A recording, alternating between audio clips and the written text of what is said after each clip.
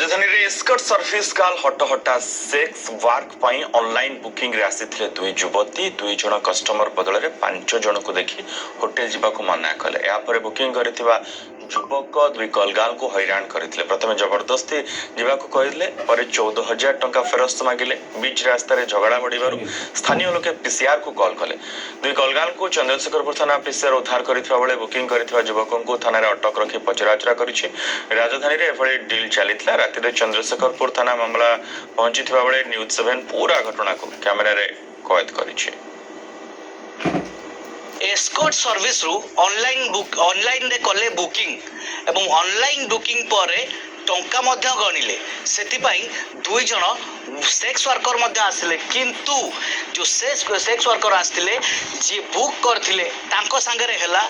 झगड़ा एवं जितेबाला कुआ जाइथिला जे कौन पाई कि सेतेल तांको जबरदस्ती कराइथिला एकाधिक लोकंक सहित रहिबा पाई एवं अधिका दिन तबे एभली एक मामला रे दुई जन युवती वर्तमान एठार आछंती एवं तांको पचारिबा कौन प्रकृत घटना। मैंने बोला हम लोग पैसा देते हो तो पैसा नहीं देगा हम लोग दे देती है आपको हम लोग छोड़ दीजिए जबरदस्ती मत कीजिए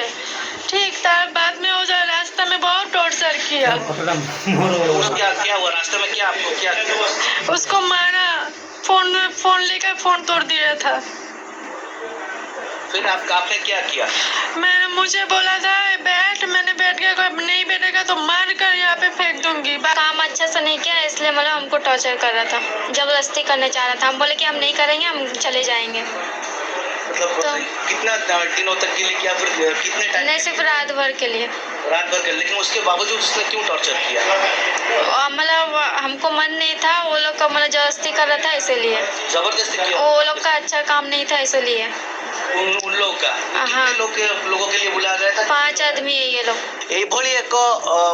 परिस्थिति रे वर्तमान जो युवक जनक जी बुक करथिले तांकू अत्याचार करथिबा कथा सामना को आछि एवं आमे देखिबो आपण मान देखि पड़थिबे को भलिया परिस्थिति वर्तमान सृष्टि होइछि समान को वर्तमान एक अन्यत्र निया जाउछि आमे कथा बाक चेष्टा करू प्रतिक्रिया दबै ना आमे जाननु किछि पिला दिटा रेस्क्यू होई गया आछन्ती जेहेतु राति रे रखिबार लेडीज प्रोविजन नामर नाही एनु नै कि जाउछु महिला थाना रे छाडी के आसु काहे माने कोन किछि लेखा होइछि सर एफआईआर किछि ना ना किछि रेस्क्यू होई के आस्थिले तो जेहेतु हमर स्टाफ आप नाहंती तेणुकरी महिला थाना रे छाडी देकरी आसु निहत भाव देखुथिले प्रतिक्रिया रखुथिले अधिकारी जनक पुलिस अधिकारी जे को भली भाव रे राति रे जो दुई एस्कॉर्ट रो सर्विस रो जो आस्थिले दुई झियो ए दुई युवती को रेस्क्यू करा जायछि जो माने बुक करथिले समाने केते जण लोकन पई बुक करथिले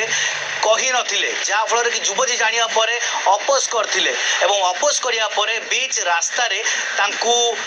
दुर्व्यवहार करा जायतला गाली गुलज करा जायतला एवं तांकू मारधर करिया कथा पर्यंत सामना को आस्थिला जा अभियोग आनिथिले एवं तांकू रेस्क्यू करथिला चंद्रशेखरपुर थानार पीसीआर टीम एवं थाना को नहीं आस्थिला एवं परवर्ती समय रे जेहेतु एभली एक मामला अछि तबा एभली एक घटना घटी तेणु स्थानीय पुलिस वर्तमान तांकू महिला थाना नहीं जाउछि एवं महिला थाना जेहेतु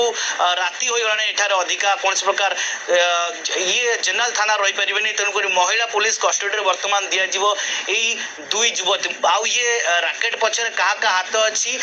ये तमाम कथा पर्दा रु उठिबो जेतले तमाम जिंस सस्पेंस अछि एपर्यंत पुलिस यार पर्दाफाश करिवो तदंत परे। भुवनेश्वर सुनील कुमार नाग न्यूज 7।